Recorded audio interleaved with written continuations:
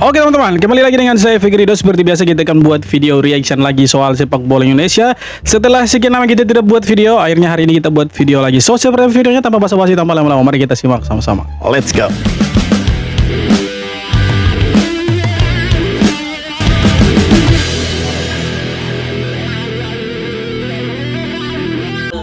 Juara. AFF udah nggak seru lagi. Tiga raksasa ASEAN kompak datang tanpa kekuatan terbaiknya. ASEAN Hyundai Cup 2026 atau yang akrab disebut Piala AFF tampaknya sudah tak bergengsi lagi. Indonesia, Thailand, dan Malaysia dipastikan tidak akan menurunkan skuad terbaik mereka di turnamen 2 tahunan tersebut. Indonesia lebih memilih mengandalkan kombinasi pemain liga domestik, sementara Malaysia menyiapkan tim muda sebagai bagian dari regenerasi. Thailand pun menghadapi masalah serupa karena kesulitan memanggil para pemain bintangnya yang berkarir di luar negeri. Situasi ini membuat juara bertahan Vietnam berada di atas angin. Berbeda dengan para rivalnya, Vietnam diperkirakan tetap tampil dengan kekuatan penuh dan membawa pemain-pemain terbaiknya. Wajar sih pemain naturalisasi mereka kayak Indonesia dulu.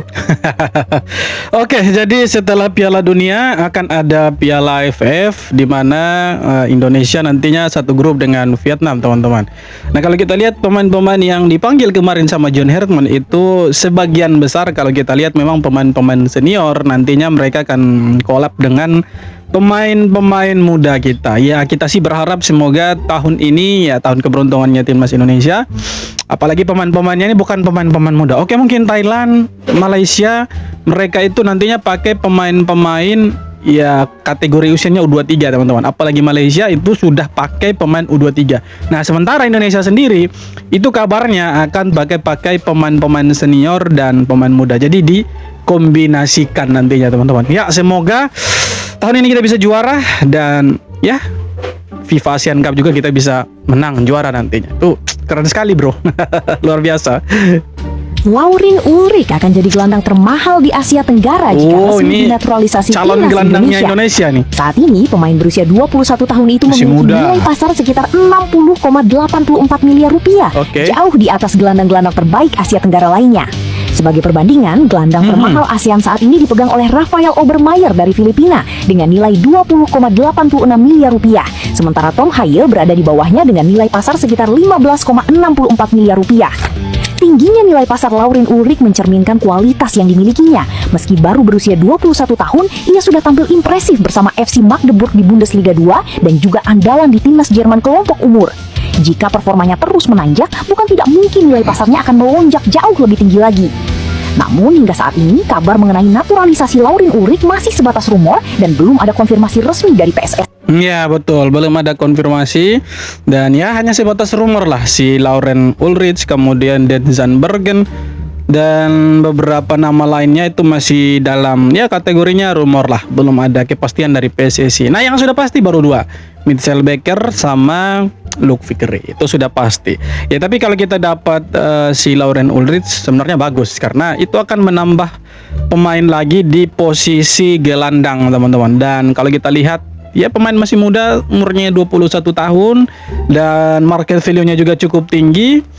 Ya, semoga nanti bisa dirayu sama PSSI dan bisa dinaturalisasi. Semoga ya kita harap seperti itu karena ya kita butuh pemain-pemain yang masih muda dan ya bisa memberikan yang terbaik untuk timnas Indonesia. Karena kita punya agenda masih banyak, masih ada FIFA Asian Cup, masih ada Piala Asia tahun depan, belum lagi kualifikasi Piala Dunia 2030. Jadi ya kita butuh pemain-pemain yang kategori usianya masih muda untuk regenerasi dari pemain-pemain yang sekarang. Karena kalau targetnya nanti kita masuk Piala Dunia itu di tahun 2030, maka kita tidak bisa pakai pemain-pemain yang ada sekarang. Karena secara usia mereka udah terlanjur tua, ada yang 34 tahun. Ya bahkan sudah ada yang umur hampir 40 tahun. Jadi ya kalau mau masuk Piala Dunia tahun 2030 sesuai dengan prediksinya John Herman, maka ya harus diregenerasi dari sekarang. Pemain-pemain keturunan yang usianya masih 21 tahun, 20 tahun, ya itu harusnya dinaturalisasi cepat dan tahun 2030 kualifikasi ya bisa jadi kita lolos Piala Dunia 2030. Semoga ya, semoga. Ini dia kloter kedua naturalisasi timnas Indonesia. Oke. Kita bahas yang pertama yaitu Julian Urip, wonderkid AS Alkmaar, berpeluang dinaturalisasi. Julian Urip menjadi nama pertama yang berpotensi dinaturalisasi untuk timnas Indonesia setelah menunjukkan ketertarikan dan disebut mirip Tijani Reinders. AZ Alkmaar bahkan memasukkan Urip dalam proyek jangka panjang klub. Ia langganan timnas Belanda di kelompok umur dan menjadi pemain yang selalu tampil di pertandingan timnas Belanda. Kemampuannya dan ketenangannya menjadikan pilihan pelatih John Hetman untuk memperkuat timnas Indonesia. Selanjutnya, Laurin Ulrich, gelandang muda Stuttgart. Laurin Ulrich, gelandang muda Stuttgart yang dipinjamkan ke FC Magdeburg, pemain ini yang sedang naik daun di Jerman, dipercaya menjadi kapten muda timnas Jerman di kelompok umur dan menjadi kandidat naturalisasi berikutnya. Laurin mempunyai filing dan insting tajam dalam mencetak gol, meski ia sebagai gelandang, proyek timnas Indonesia jangka panjang untuk menaturalisasi pemain muda. Dan yang terakhir, Damian Agustin dari Arsenal U21. Damian Agustin, pemain Arsenal U21, pemain ini sudah beberapa kali berlatih bersama tim senior dan menunjukkan identitas Indonesia di media sosialnya. Agustin juga pemain langganan timnas Belanda usia muda. Jika ketiganya bergabung, lini tengah Garuda akan mendapat tambahan kreativitas dan menjadi menakutkan. Sebelum kita lanjut ke videonya, saya punya tips dan trik untuk kalian semua bagaimana cara mendapatkan followers di Instagram. Tapi sebelum kita lanjut ke tutorialnya, kita lihat dulu di akun Instagram saya. Ini pengikutnya masih 0 dan baru saja saya buat. So, seperti apa caranya? Langsung saja kita ke situsnya. Oke, jadi nama situsnya ini adalah bigtakip.net. Nah, kalau kalian menggunakan situs ini, kalian bisa mendapatkan followers yang cukup banyak di Instagram. Oke, caranya adalah kalian masuk dengan Instagram kalian. Setelah itu kalian isi username atau nama belakang kalian di Instagram dan juga passwordnya. Setelah itu teman-teman pilih login. Oke, setelah kalian masuk ke dalam situsnya, maka akan ada tampilan seperti ini. Nah, kalian scroll saja ke bawah dan di sebelah kanan itu ada beberapa item yang bisa kalian pilih. Di sini karena saya menambah pengikut, maka saya pilih kirim pengikut. Setelah itu, teman-teman scroll lagi ke bawah dan di bagian nama belakang teman-teman isi nama penggunanya. Di sini tinggal ditempel saja, kemudian teman-teman temukan pengguna. Nah, scroll lagi ke bawah dan di sini teman-teman akan mendapatkan 50 pengikut dalam waktu 120 detik atau selama 2 menit. Nah, langsung saja pilih awal dan tunggu sampai 120 detik selesai. Di sini kita coba untuk refresh lagi dan teman-teman lihat di sini sudah ada 12 pengikut, yang lainnya masih dalam antrian dan teman-teman bisa lihat di sini ada notifikasi yang masuk. 3 menit yang lalu ada akun yang sudah mengikuti Instagram saya. Oke, jadi itu dia caranya teman-teman. Terima kasih. Ya, semakin keren lah, semakin tajam lah kita punya lini tengah. Ya, kita sih harapnya itu pemain-pemain yang dinaturalisasi nantinya itu ya yang posisinya itu ada di lini tengah sama lini depan. Karena ya kita kekurangan pemain-pemain yang posisinya itu ada di lini tengah sama lini depan. Kalau belakang sih terlalu banyak ya. Banyak malah. Jadi semoga ke depannya si PSSI bisa naturalisasi pemain yang posisinya lebih ke depan, ya ada di posisi gelandang, kemudian ada juga di posisi penyerang lah, striker atau pemain-pemain winger lah. Nah, kalau kita lihat dari nama-nama yang ada 3 orang ini memang masih ya dalam tahap ya kalau boleh bilang rumor lah, belum ada proses apa-apa gitu. Tapi mereka sekali lagi eligible, mereka bisa main secara aturan FIFA, mereka bisa main untuk Indonesia. Tapi kembali lagi, apakah mereka mau bermain untuk Indonesia, kita belum tahu pasti. Tapi kita berharap semoga lagi PSSI bisa merayu mereka, karena secara kualitas pemain-pemain ini menurut saya kualitasnya di atas rata-rata, karena ya mereka main di Eropa bro. Dan kalau mereka mau main untuk Indonesia, pastinya Indonesia akan semakin kuat. Apalagi kalau target kita adalah Piala Dunia dan bersaing di Piala Asia. Karena apa? Karena Piala Asia kita itu satu grup dengan Thailand, satu grup dengan Jepang, satu grup dengan Qatar ya. Jadi cukup rumit, cukup sulit. Nah, kalau kita datangkan pemain-pemain yang berkualitas ya, kita bisa bersaing lah dengan negara-negara elit Asia lainnya. Semoga teman-teman ya, pemain-pemain yang ada ini yang punya keturunan, garis keturunan Indonesia bisa segera diproses naturalisasinya dan mereka bisa bela timnas Indonesia itu. Jadi untuk sementara masih hanya ada 2, ada Luke Fikri dengan Mitchell Baker. Tapi kalau Julian Urip, kemudian Lauren Ulrich, siapa tadi, Damian Agustin, dan masih banyak sebenarnya ya nama-nama yang bisa main untuk timnas Indonesia. Mereka secara aturan FIFA bisa. Kalau mereka semua dinaturalisasi, timnas kita akan semakin gacor, yakin saya. Kalian pasti sakit hati kalau dengar ini. Gimana bisa coba? FVD melakukan ini semua duluan daripada Indonesia. Perlu kalian tahu, pada tahun 2000, Cabo Verde menempati ranking FIFA terburuknya, yaitu peringkat 182. Mereka hanyalah negara kecil di tengah Samudra Atlantik. Maka kita pasti akan mikir wajar kalau mereka punya ranking segitu. Sebaliknya di tahun itu, Indonesia sedang di masa keemasan, menempati ranking FIFA 85, dan dalam 5 tahun beruntun gak pernah keluar dari peringkat 100. Lah sekarang, Cabo Verde yang melesat, menempati ranking 64, Sementara Indonesia malah merosot keluar dari 100 besar. Di era sepak bola modern, Cape Verde lah yang malah duluan main di Piala Dunia, bahkan langsung tembus fase gugur di keikutsertaan pertamanya. Padahal segrup dengan Spanyol, Uruguay, dan Arab Saudi. Next mereka akan lawan Argentina, ketemu pemain terbaik sepanjang masa, dan itu jelas tak akan terulang untuk kedua kalinya. Bahkan Argentina susah payah kasih kalah Cape Verde.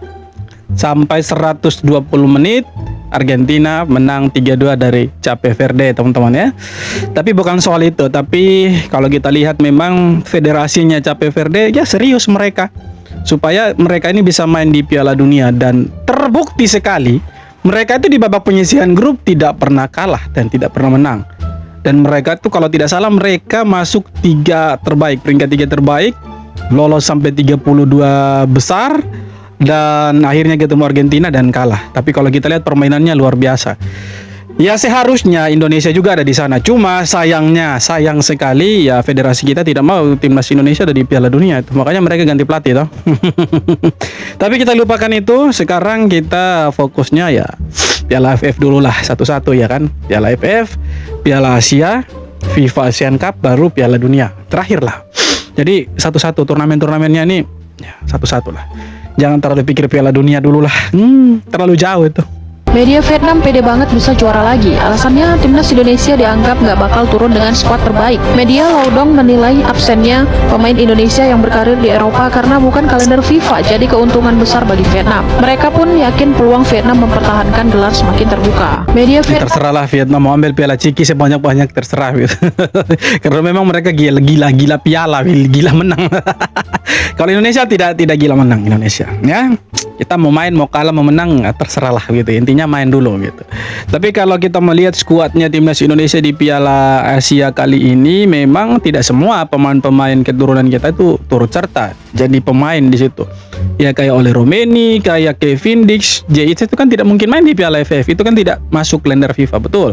Tapi ada tapinya, kita punya pemain-pemain keturunan yang lain yang kualitasnya juga tidak jauh berbeda dengan pemain-pemain yang ada di Eropa. Itu juga masuk di Piala AFF kali ini. Katakanlah ada Tom Haye, Eliano Render, Sain Patinama, Sandy Walsh, dan beberapa pemain yang lain itu. Nah, jadi sebenarnya ya tidak buruk-buruk amat, not bad lah pemain-pemain untuk timnas Indonesia kali ini di Piala AFF. Ya, tapi semoga kita bisa mengimbangi Vietnam lah, karena Vietnam itu turun dengan kekuatan penuh, dan bahkan mereka itu kayaknya naturalisasi pemain asing itu 5 orang itu demi Piala AFF itu. Dulu lawan Ronaldo Indonesia, hanya 3 tahun kemudian Husanov sudah bisa lawan Ronaldo Portugal. Ini gila. Sampai ada yang bilang kalau Marcen lahir di Brazil, mungkin akan diambil Real Madrid. Ya, bisa, ada juga yang mengatakan betul. kalau Egy lahir di Argentina, mungkin akan dibeli Barcelona. Tapi opini yang paling nyelekit, pelatih Borneo bilang kalau Messi lahir di Indonesia, mungkin ia nggak akan jadi pemain terbaik dunia. Benar sekali. 2 tahun lalu bahkan kita ketemu Uzbekistan di semifinal Piala Asia U23 loh. Indonesia juga ngalahin Korea Selatan, Yordania, juga Australia. Tapi sekarang mereka sanggup main di Piala Dunia. Sementara Indonesia hanya bisa bertanya, when ya? Semoga ini menjadi motivasi, karena kalau bicara bakat, Indonesia tidaklah kurang. Betul, Indonesia bakatnya tidak kurang. Cuma kalau sudah sampai ke level ke sana itu ya pasti politiknya ada juga itu. Jadi tidak heran kenapa kita selalu tertinggal dari negara-negara elit Asia lain. Contohlah Uzbekistan itu, si Kusanov kan kemarin terakhir lawan Indonesia itu di U23 kalau tidak salah, U23 Piala Asia. Mereka sempat kasih kalah kita. Cuma sekarang main di Piala Dunia, main di Manchester City, negara-negara seperti Qatar, seperti Yordania, Korea Selatan. Pemain-pemain yang kemarin ketemu pemain-pemain Indonesia itu sekarang mereka main di Piala Dunia. Nah, Indonesia hanya cuma bisa nonton, hanya cuma bisa sandar di tembok. Kalau saja federasi kita itu jeli, seharusnya ya kita sudah ada di Piala Dunia, dan bukan Arab Saudi atau Irak sebenarnya. Harusnya Indonesia itu. Cuma sayang sekali ya kita punya federasi waktu itu tidak mau Indonesia ada di Piala Dunia. Entahlah apa alasannya gitu. Timnas Indonesia belum masuk daftar Kings Cup 2026, dan fakta ini mulai jadi sorotan. Kings Cup 2026 sejauh ini baru mengonfirmasi 4 peserta, yaitu Uzbekistan, Oman, Bahrain, dan tuan rumah Thailand. Belum ada nama Timnas Indonesia dalam daftar peserta turnamen yang kerap dijadikan ajang persiapan menuju Piala Asia tersebut. Timnas Indonesia yang di Thailand kalau tidak salah ini. Ya memang mereka tidak mau undang Indonesia lah. Mereka takut dengan Indonesia tuh. Ya, terlalu kuat Indonesia, bro. Makanya mereka takut kalah, takut tidak dapat Kings Cup itu, Piala Kings Cup itu. Jadi ya kita positif aja lah. Mereka takut dengan Indonesia tuh. Siapa sangka salah satu gelandang terbaik Belanda saat ini ternyata hampir gabung dengan timnas Indonesia. Tijani Reinders mengaku dirinya sudah berbicara dengan PSSI dan sempat mempertimbangkan peluang membela Garuda. Saat itu masa depannya bersama timnas Belanda belum pasti. Namun alih-alih mengambil jalan aman, Tijani memilih menunggu kesempatan mewujudkan mimpi masa kecilnya berseragam The Orange. Keputusan itu ternyata tepat. Kariernya terus melesat hingga menjadi andalan Belanda dan akhirnya tampil di Piala Dunia 2026. Meski tak dapat kakaknya, namun Indonesia sudah mendapatkan adiknya. Banyak supporter Garuda hanya bisa membayangkan bagaimana kuatnya lini tengah Indonesia jika Tijani memilih Indonesia. Ya, seandainya ya dia mau pilih Indonesia waktu itu, mungkin lini tengah kita aduh luar biasa keren itu. Cuma sayangnya ya belum kesampaian lah. Akhirnya kita dapat adiknya, si Eliano Reinders. Ya walaupun tidak sama kualitasnya, ya kakaknya lebih jago dong, harus diakui itu. Tapi tidak masalah, setidaknya dia bawa nama Indonesia juga. Ada nama-nama Indonesianya di panggung dunia itu ya. Di Piala Dunia kita walaupun Belanda keluar, tapi ada nama Indonesia di situ. Tijani Reinders, Lega Tompesi. Tidak masalah. Dan di tahun 2030 pastinya kita juga akan nyusul timnas pusat ke Piala Dunia itu. Itu yang kita harapkan. Jadi ya semoga federasi kita kerja keras lah, mendatangkan pemain-pemain berkualitas dari Eropa sana dan bisa memperkuat timnas kita, dan ya timnas kita ada di Piala Dunia nantinya. Tapi lupakan dulu Piala Dunia, kita fokus dulu ke AFF yang beberapa minggu lagi akan dimulai. Hey, kita nonton timnas Indonesia lawan Vietnam. Ya sebentar malam ada Indonesia Malaysia sih di U17 ya, U17. Kita nonton aja lah. Semoga timnas Indonesia bisa kasih kalah Malaysia juga sebentar malam. Oke teman-teman, jadi itu dia beberapa video tanggapan komentar dari netizen. So seperti apa tanggapan kalian, silahkan tulis kolom komentar. Kita jumpa lagi di video-video berikutnya. Thank you.